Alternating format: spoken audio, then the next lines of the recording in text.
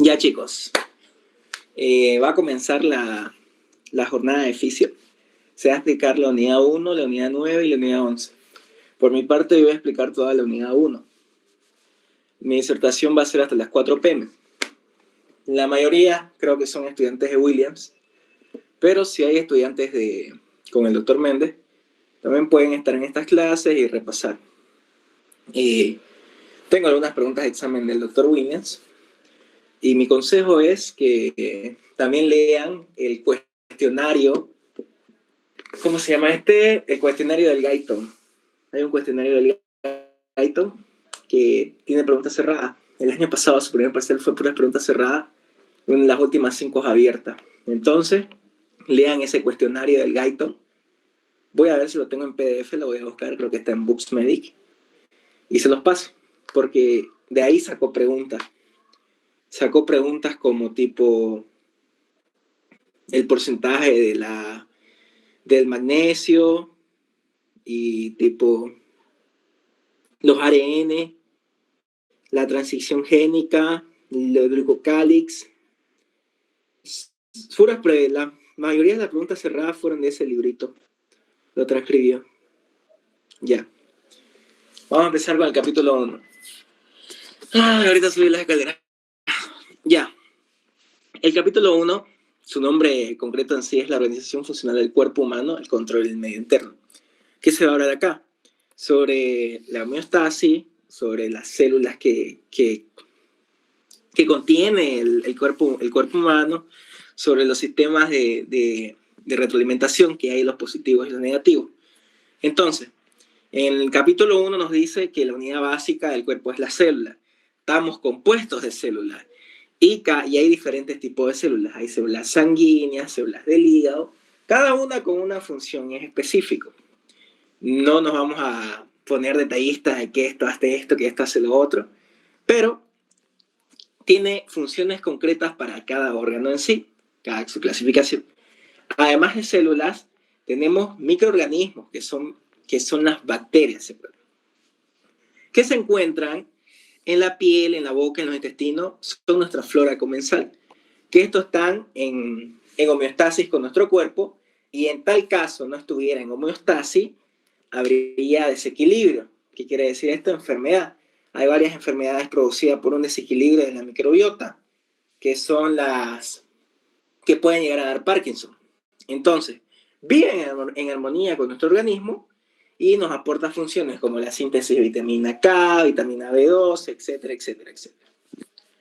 Ahora, tenemos un líquido extracelular.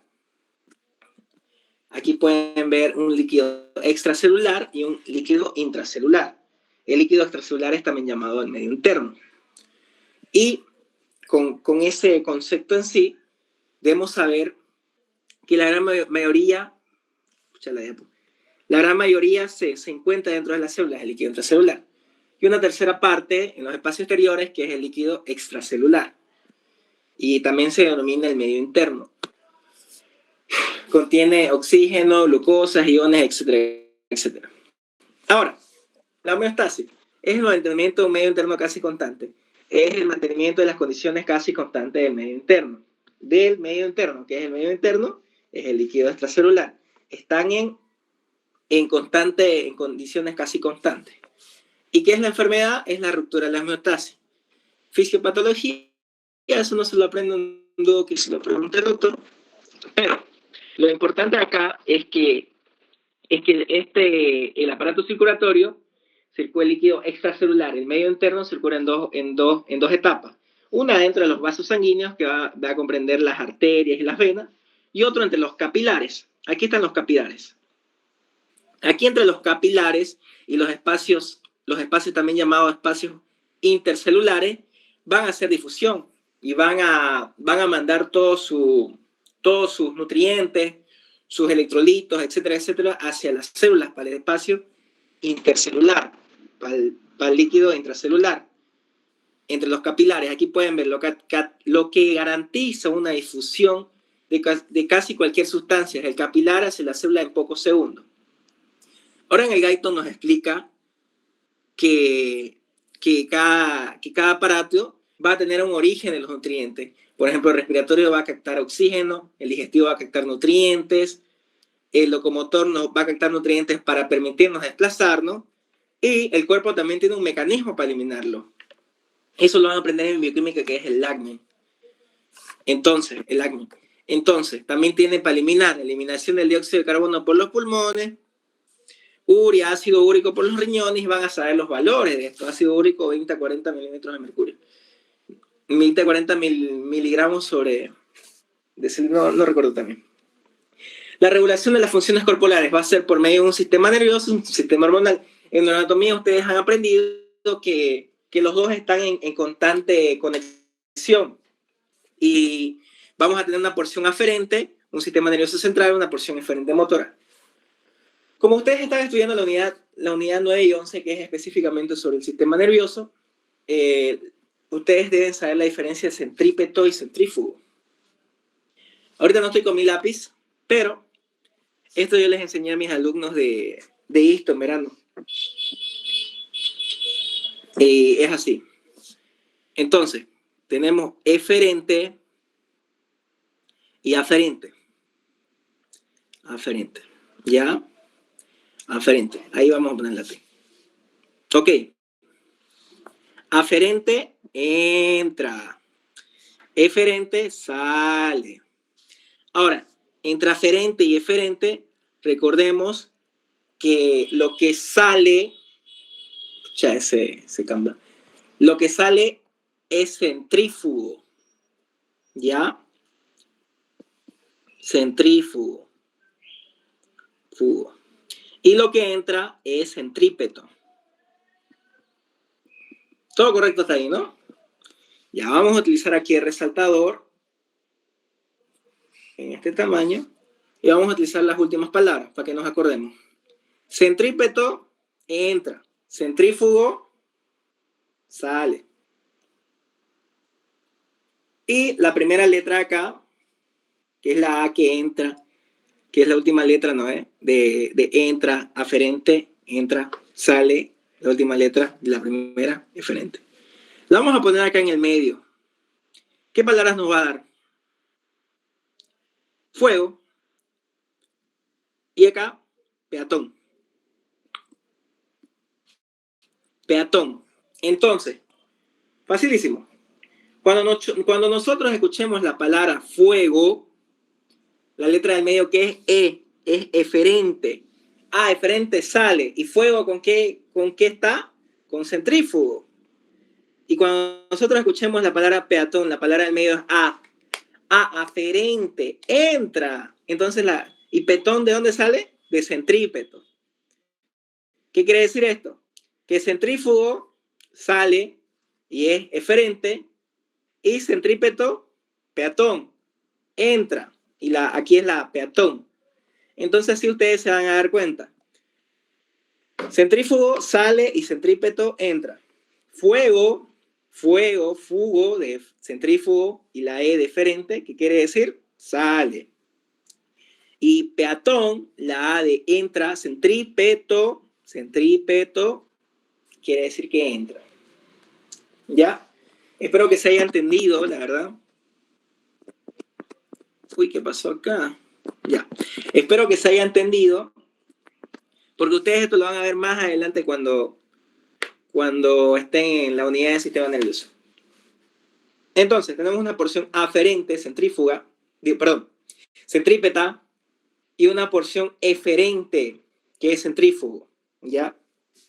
Y por los sistemas hormonales, las glándulas endócrinas, órganos y tejidos que secretan hormonas. La protección del cuerpo se da por el sistema nervioso, por el sistema inmunitario y por el sistema tegumentario. Inmunitario de la inmunidad y tegumentario son nuestras barreras primarias.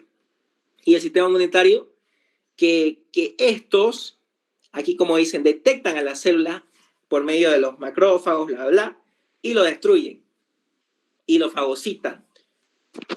Entonces, ese es su sistema, es la de protección del cuerpo.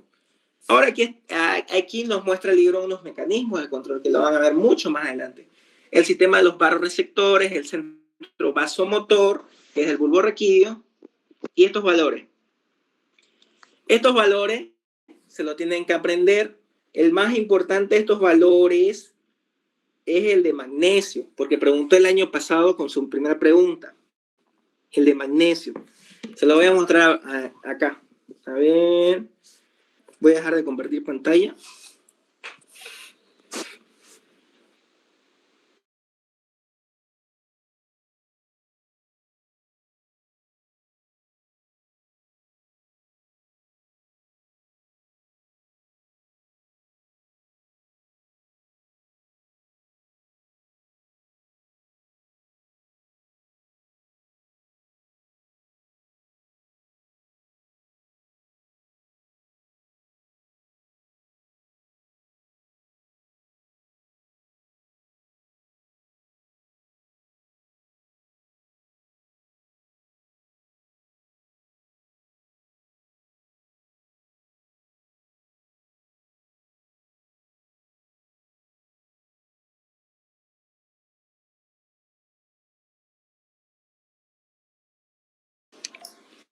Quiero que vean la diapositiva. Ahí está. Y aquí está la pregunta. Esperen. Aquí está en modo de trabajo. Ahora sí. La pregunta del doctor nos dice lo siguiente. En comparación, el líquido intracelular y el líquido extracelular tiene el magnesio extracelular. Aquí vamos a buscar magnesio. Magnesio, magnesio, magnesio. Sodio, potasio, carbonato. Bueno, en esta imagen no lo pille. Calcio, calcio aquí está. Iones de calcio mayor en concentración iones. Ahí se los voy a pasar la pregunta de examen. Y dudo que repita el doctor, pero ahí tienen las preguntas de examen. Todo debido a esa tabla. ¿Ok, chicos? Ya. Ahora, con lo siguiente, los sistemas de control del organismo.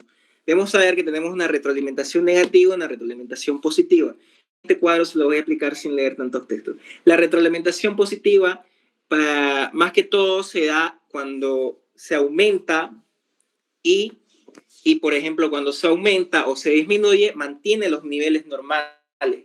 ¿Qué quiere decir esto? Que hay aquí, por ejemplo, hay una pérdida de 1 litro en el bombeo del corazón, se disminuyó y el sistema de retroalimentación negativo lo vuelve al estado normal, al estado fisiológico. Pero si hay un deterioro, o sea, un desequilibrio alterado excesivo, el cuerpo entra en una retroalimentación positiva. ¿Qué quiere decir esta retroalimentación positiva? Va a haber una pérdida constante y un círculo vicioso. Por eso provoca círculos viciosos y ahí se da el ejemplo del corazón en esta tabla.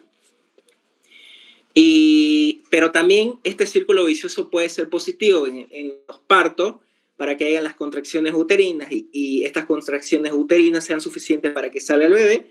O, por ejemplo, en el sistema nervioso, que en el sistema nervioso va a haber potenciales de acción, y eso va a ser una retroalimentación positiva. Entonces, la retroalimentación positiva es buena y es mala a la vez en determinados procesos. Por ejemplo, en una pérdida cardíaca va a seguir perdiendo el corazón hasta llegar hasta la muerte, mientras que en el útero va a ser positivo. O sea, va a ser algo beneficioso. Siendo con el capítulo 2 de la célula, recuerden, este lo habrán visto en el CUC todos ustedes, y recordemos que sus dos partes más importantes, el núcleo y el citoplasma, el núcleo y el citoplasma está dividido por una membrana nuclear. Aquí pueden, nuclear membrane. Y el citoplasma del espacio de los líquidos circundantes, una membrana citoplasmática o membrana celular. Ahora deben saber por qué está compuesto, un 70-85 agua y las proteínas pueden ser estructurales y funcionales. Los lípidos un 2%, las proteínas un 10-20% y un hidrato de carbono un 1%. Entonces, la membrana celular aquí pueden ver, esta es la membrana celular, es una bicapa lipídica. Entonces, esta bicapa lipídica está compuesta de fosfolípidos, colesterol y esfingolípidos. Y tiene proteínas, las proteínas integrales que proteyen toda la membrana. Ahí pueden ver las proteínas intraprotein. Ahí pueden ver que proteyen toda la membrana y los receptores, que ustedes más adelante van a ver en farmacología, que son de suma importancia. y las proteínas periféricas, que se unen a la superficie de la membrana, más que todo como coenzimas controladores del transporte de sustancias.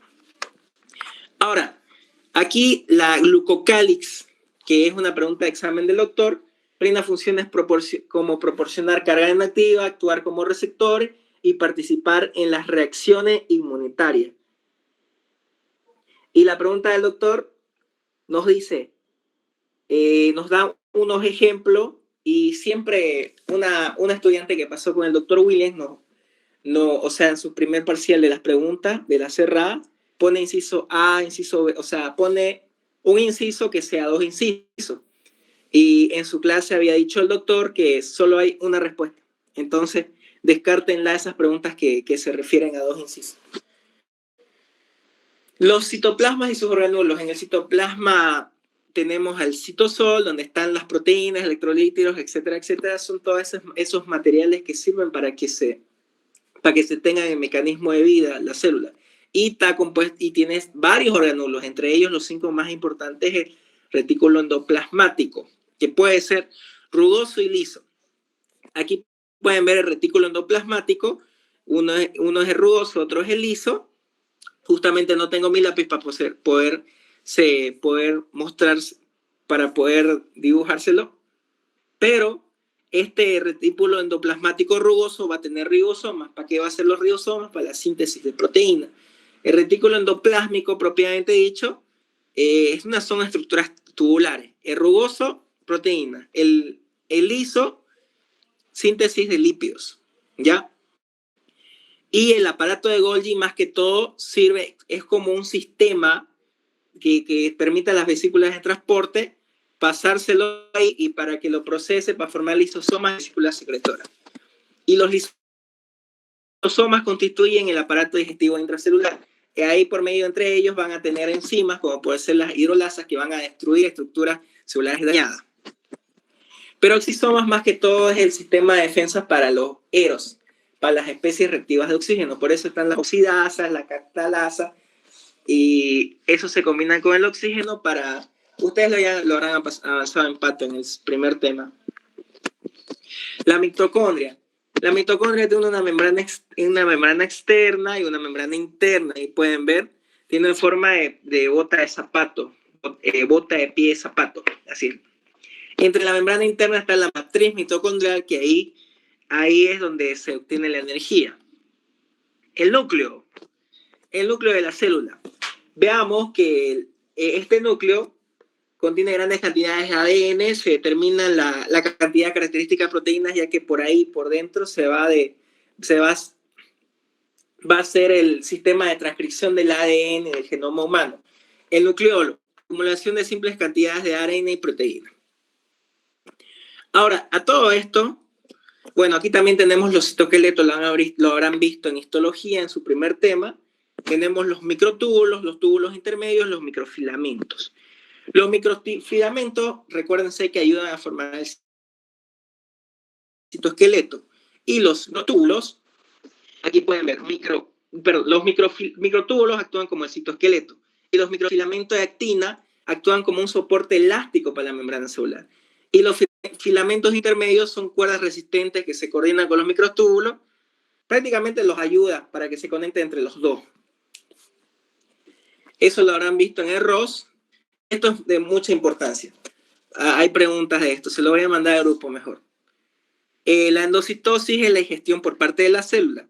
Y como todos saben, tiene dos formas principales, la pinocitosis y la fagocitosis. Entre las diferencias de esta, la pinocitosis son para las moléculas grandes de proteína. No tengo lapicitos para poder señalar. Y estas se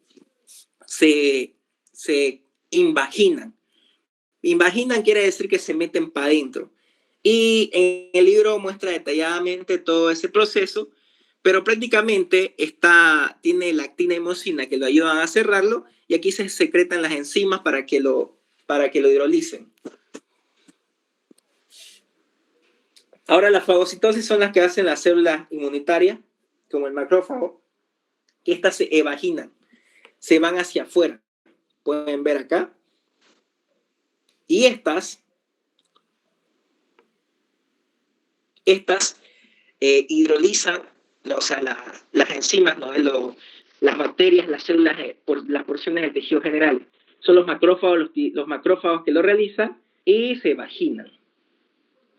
Una vez realizado todo este proceso, los lisosomas digieren la sustancia extraña, pueden ser por pinocitosis o fagocitosis, y lo convierten en vesículas digestivas y lo secretan por exocitosis.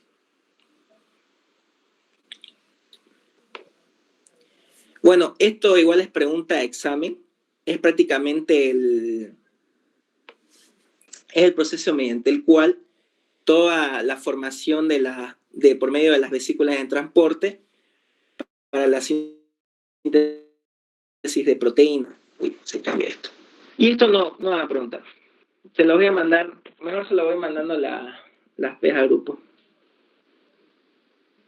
Porque ya va a pasar mi tiempo.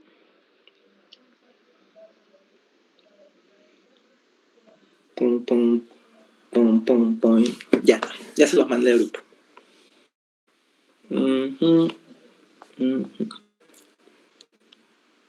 Está cargando. No. Ya. Ahora vamos a hablar sobre el control genético de la síntesis proteica y sobre las funciones de las células, sobre la reproducción celular. Esto es un tema de genética y podemos ver aquí los bloques básicos del ADN. El ácido fosfórico, el azúcar desoxirribosa y las 4 bases hidrogenadas. Las purínicas, que son las adenina y guanosina, y las purimidínicas, que son las tiaminas y la citosina. Y entre estas están formadas por bases nitrogenadas, nucleótidos, y estos van a ayudar a la síntesis de los aminoácidos. Entonces, los núcleos se organizan para formar 2 hebras. Aquí pueden ver, las 2 hebras son las de PDP, ok. Y entre sí, con una base adenina siempre se va a unir a tiamina. Adenina y tiamina son novios. La guanina con la citosina. Y van a estar envueltas como un completo hélice de 10 pares de nucleótidos. Entonces, el bloque básico para la construcción del ARN, esto es de ayuda. ¿Por qué? Porque aquí nos explica que tenemos aquí la ARN polimerasa,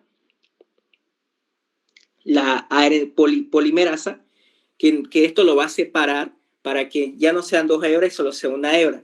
Entonces, para que se forme el ARN.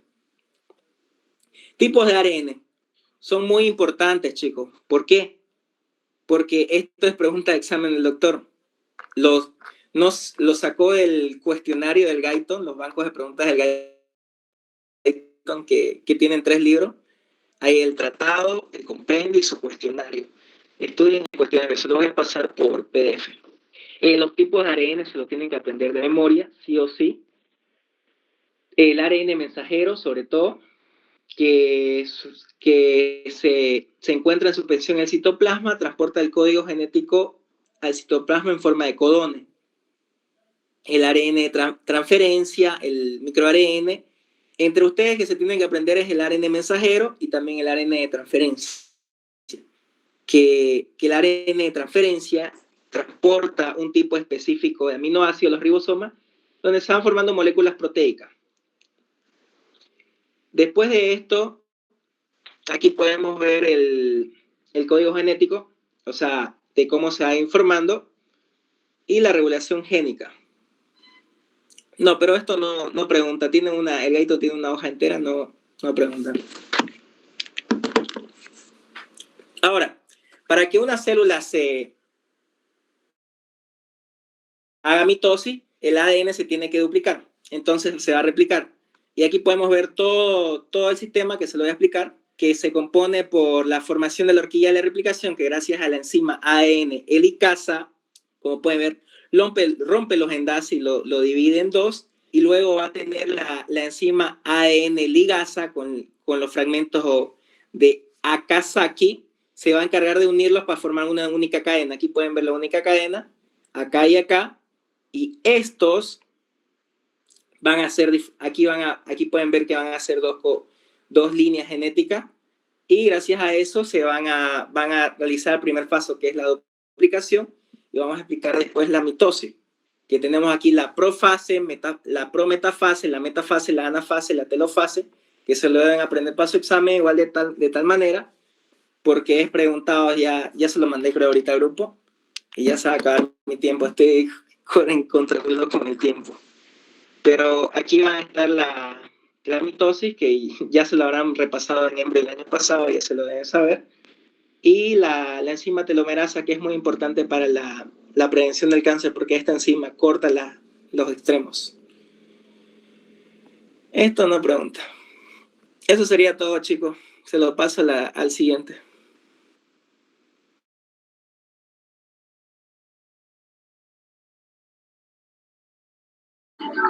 Vale, Yair, gracias. En unos momentos va a empezar a proyectar el siguiente disertante.